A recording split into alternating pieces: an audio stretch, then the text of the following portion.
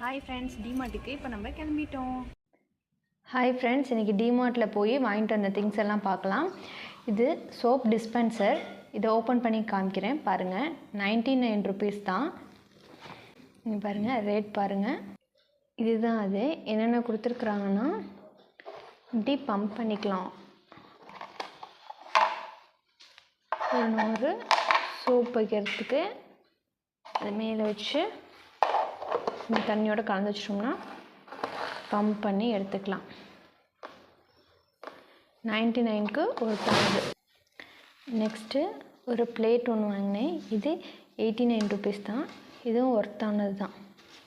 நல்லா ஸ்டைலிஷாக சூப்பராக இருந்தது. கோல்டில் லைன்லாம் போட்டு.